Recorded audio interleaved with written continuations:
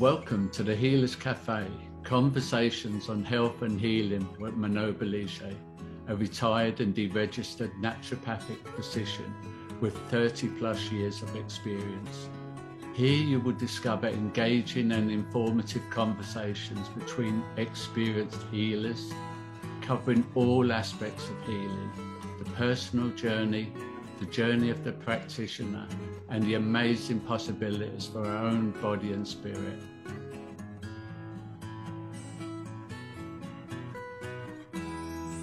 So welcome to the Healers Cafe. Today I have with me Caroline Kuznets, and we are going to be discussing a little bit about her focus of her passion and interest, which is dealing with children or youth that are between the ages of 8 to 16. And what she does is empower them to be more self-efficacious, resilient, and leaders, from what I understand, in their community. Caroline will be launching GRIT in New York City and Seattle with a colleague, Carly Kaufman. So I think at this point, welcome, and I'd love to hear a little bit more about your journey. Why did that become your passion? And how can you help this youth that really, especially post-pandemic, is in real need of help? Well, thank you so much for having me. I really appreciate the time to discuss GRIT that we're launching, as well as this important topic of youth and how we can support them for a more resilient future. I spent most of my career in technology, so completely unrelated, but my passion was always health and wellness. I loved competing in marathons and triathlons, ultimately did an Ironman. And when I was, my daughter, I ultimately became pregnant with a daughter. And when she was 8 weeks old, I was in a rollover car accident with her. And it was a very devastating event. I was airlifted out. She was separated from me. And it wasn't the way that you want to start, new motherhood.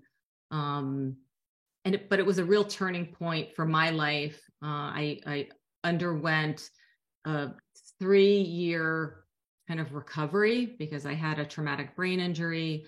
I broke my spine in 8 different places. I had many other broken bones. And so it threw me off of my technology executive career path into this whole new world that I was really discovering. And it heightened my passion for my own wellness. First of all, health is not a given. And I saw the impact of how quickly it can be taken away in the accident. I also witnessed my grandmother slowly deteriorate from diabetes and lose her ability to do the things that she loved, become blind, lose body parts. And I also saw an aunt who is still suffering at the very end stages of Alzheimer's. So I saw this firsthand chronic debilitation of diseases. And then I saw my own very quick, in an instant, how quickly health can be taken away. And I decided to completely change careers. I knew I couldn't go back to the very intense, stressed out environment I was in the corporate world, traveling every single week and under very intense deadlines.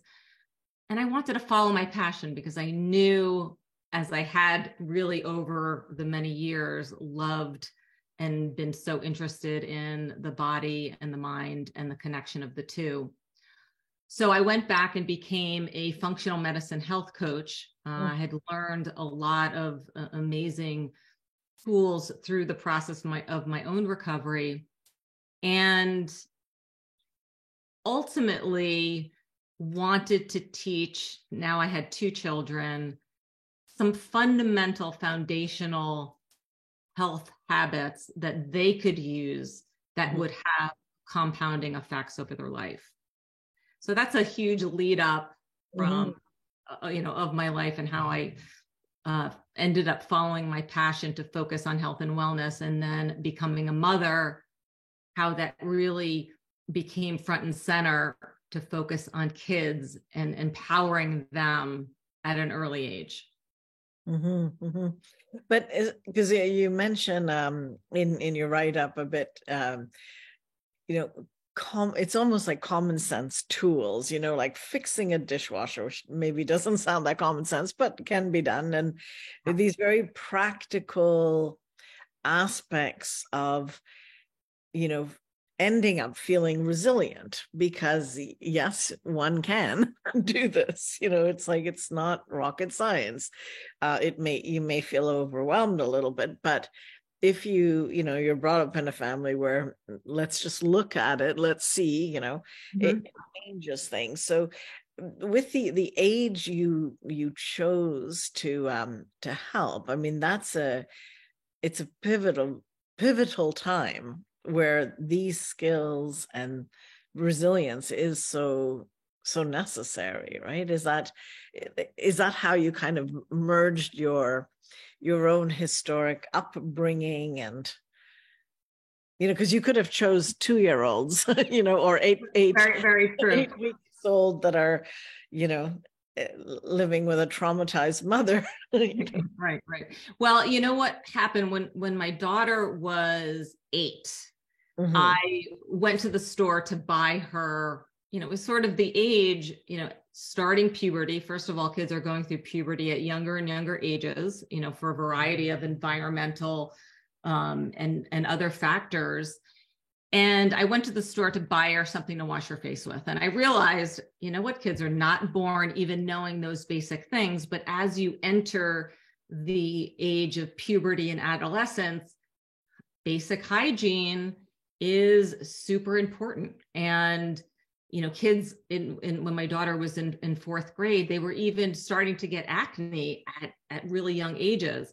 But when I watched her wash her face in the sink, it was just this crazy kind of bird bath moment. And I said, it really dawned on me in that moment, like, we need to teach very basic skills. They aren't born knowing them. And my partner in Seattle has 2 sons. I have a son and a daughter. And also the differences of sons and daughters in teaching those skills, there's great variety there as well. But you have to teach them over and over again. But our idea was really born from having a sense of agency over your own health, your own wellness, that there are things that you can do for yourself that send a signal to your brain that says, I matter. I can do this. You're building that resiliency, which, as you mentioned, when you're going through puberty, there are some kids, very few, whose confidence goes up. Most kids' confidence goes down. And what could we do to fortify kids at this really pivotal time with practical skills that have a compounding effect? And I always tell the story about my father, because he would drive home the importance of the magic of compound interest and the importance of investing early. And it's so applicable, certainly to finances, but even more so for health. And if you start early with these little things, you're right, they're not big dramatic things, but if you start early with the right education, the right community support, and then the right tools that make it fun and engaging to make a kid actually want to do some of these things, it's life-changing. I know it's life-changing. In my own coaching clients, I spend so much time trying to undo all these bad habits and lay down new habits. So why don't we start and teach children the right way, and that they can do it themselves. So, like, when you say all these bad habits, so that they're habits because people repeat them, right? That's the nature of habits. What makes them like bad? Like what is it that you have found in the age group that the main things that you're confronting, and how easily changing it to a good habit? And you could give me an example of that, how that is for those children. Well, it's actually the bad habits I was referring to were with my adult clients. Oh, okay. The point of what we're doing with grit is to avoid that process of having to undo and then lay down new. I mean, still there are many kids who get into the habit, and part of it, a lot of these things are not their fault. Let's say sleep patterns. There's tremendous pressure and stress on kids to perform academically from a sports perspective. You're not going to get into college. Your whole life is going to be terrible if you don't get into so-and-so college. So they're staying up super late. As we know, kids' circadian rhythm shifts, and they really should, in an ideal world, not get up so early, but the way schools are structured doesn't really lend themselves. I mean, there are very few that actually accommodate that biological fact. But so they get into these habits that don't serve them short-term or long-term, and they have to relearn, scheduling, time management, doing things differently. And sometimes it's even a matter of parents pushing back on schoolwork and school loads as well. But there are also very basic things I see with my own daughter in terms of taking care of your body, using products and things that are kind of counter to what they need going through puberty. So they're using products that are not formulated for their skin microbiome as an adolescent. That's why it was very important for us to work with a dermatologist and a chemist who is very familiar and specialized in this age group. But it makes her skin worse. It gets very inflamed. She's stripping the oils off. So it's, again, undoing those things and relearning those type of habits. Mm-hmm. And what does GRIT stand for then? So GRIT was a very intentional choice for the name of our brand. In Angela Duckworthy, her seminal work around what are the defining characteristics of successful and fulfilled people. And the number one characteristic was this sense of grit or resilience. And having that characteristic and cultivating it in youth at this pivotal age, really it can have a dramatic effect on their life if we're able to help support them. A lot of kids through the pandemic, they're lonelier than ever. And we're dealing with the effects of social media that, we're in this experiment, both kids and parents, and we don't know what the long-term effects are. Manon Boliger here, and I want to thank you for taking actionable steps towards engaging your healing journey and helping others discover their path by watching, sharing, subscribing, and reviewing these podcasts.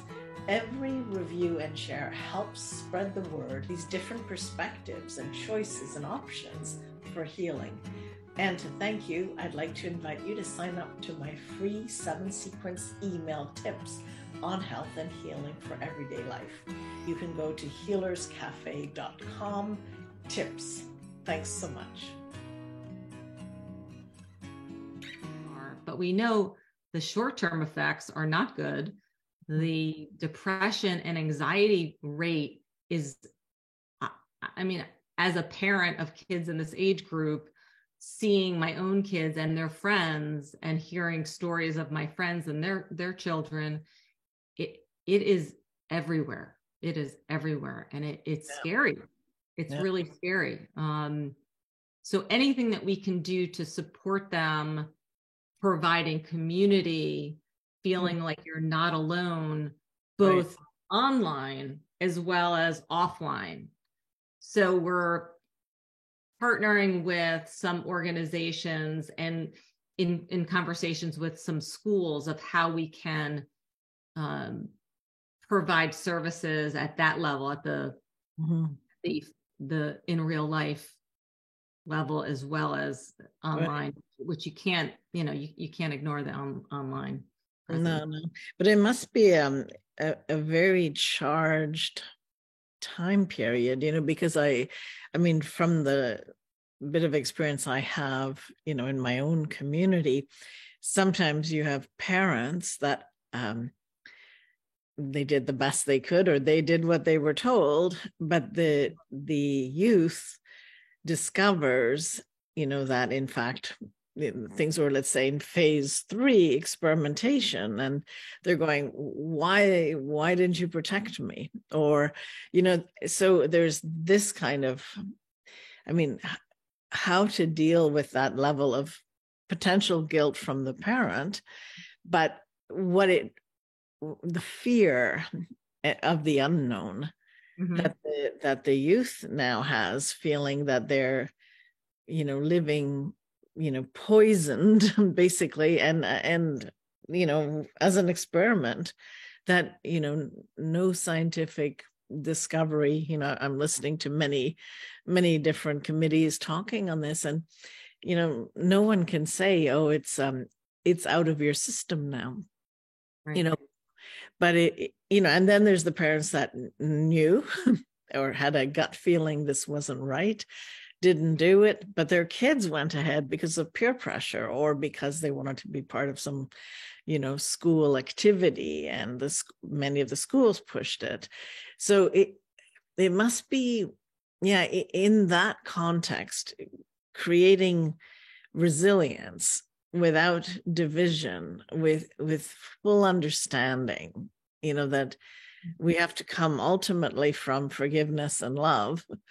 Not to the perpetrators. I think personally, I don't think forgiveness is good enough there, but certainly, for the well-meaning people who didn't know better, and then to also create a generation of youth that will ask questions. And so is that things that you address and cover in these discussions? And well, what's important for us is that we are a community of both the parents and the kids, and both are struggling.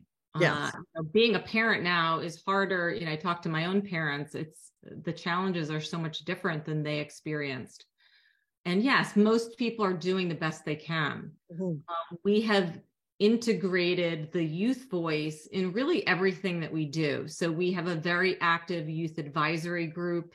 We had our first intern program last summer, and we're continuing it this summer, where we want their voice heard, and we want their input on, products, on the voice, what topics are interesting to them, what they're struggling with, because it really is for them. And then the parents, we have an expert advisory group with both mental health professionals as well as physicians who have an open mind, because there's no one right answer or voice. I think a lot of youth are feeling like they're not heard.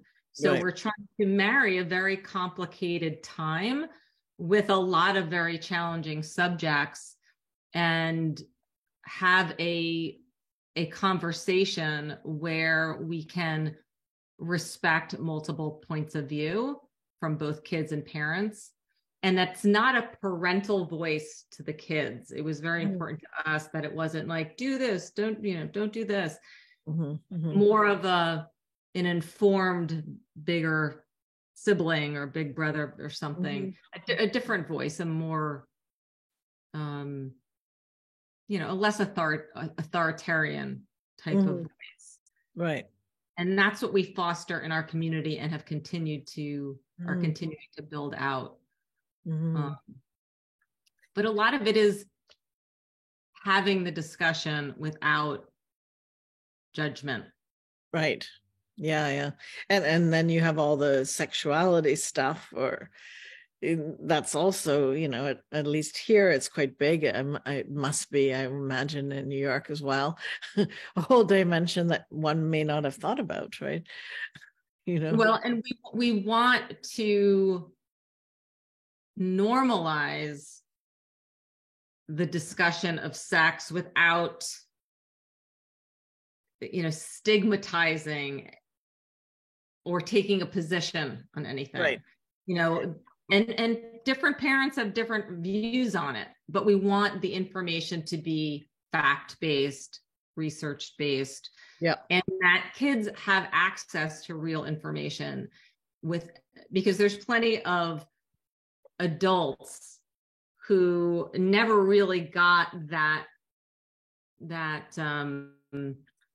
education, right, and have suffered from it as adults because they feel shame, they feel stigma, and it pervades for their whole life. No, it's definitely a fine line. I would imagine. I was listening to some of the the people journalism, because I think you get a lot more truth of what's actually happening there than paid for media or whatever, or ours in Canada, it's sponsored censorship. So I think it's like 98% of it is goes through red tape. Basically, it's quite amazing.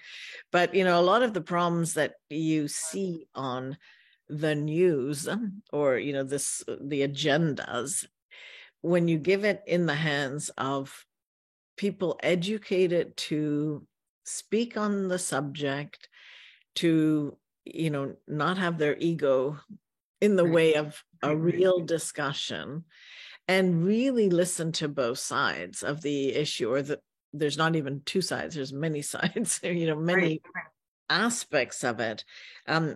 It's so heartwarming to see that humanity comes to some conclusion that most people can live with. And we don't really have the divisions and the divides that are created. We aren't in such a black and white society, even though I think we're very much programmed to believe that we have to choose sides. What we need is discussion.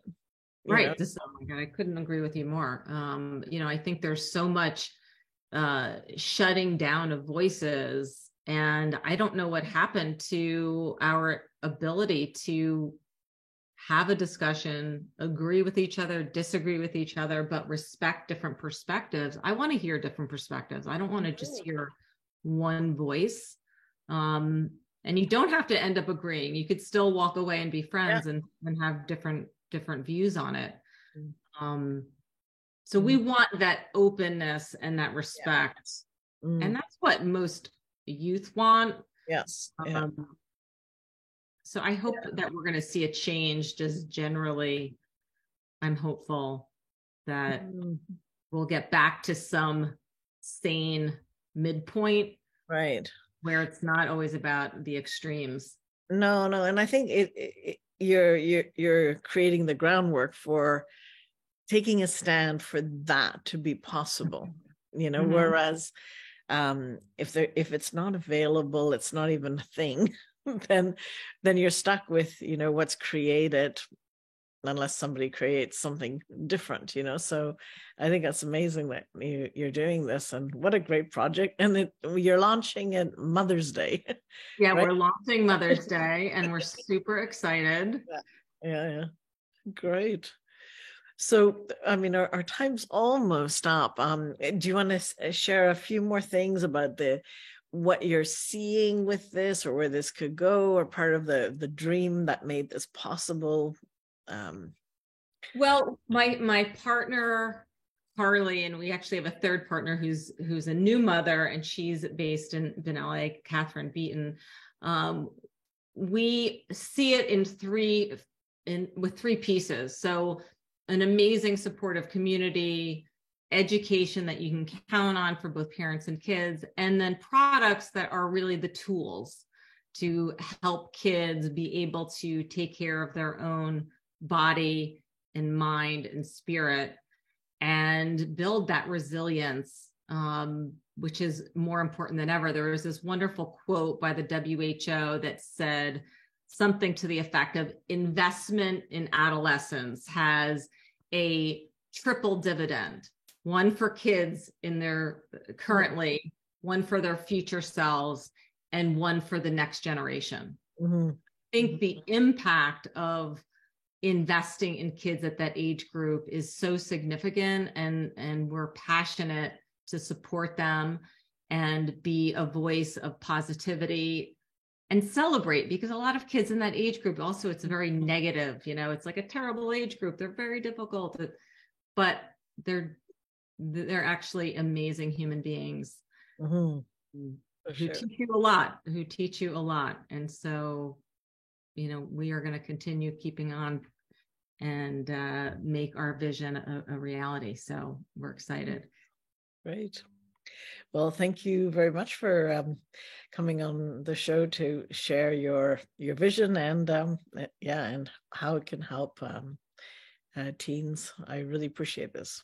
Can I just give our website? Oh, absolutely. And we'll be putting everything at the bottom too, but feel free. Absolutely. You can find us on social at gotgrit.com. And we look forward to your listeners joining our community. We are growing rapidly and we're super excited. So thank you so much for your support and for your time today. Thank you for joining us at the Healers Cafe with Mano Belige. Continue your healing journey by visiting thehealerscafe.com and her website, and discover how to listen to your body and reboot for optimal health.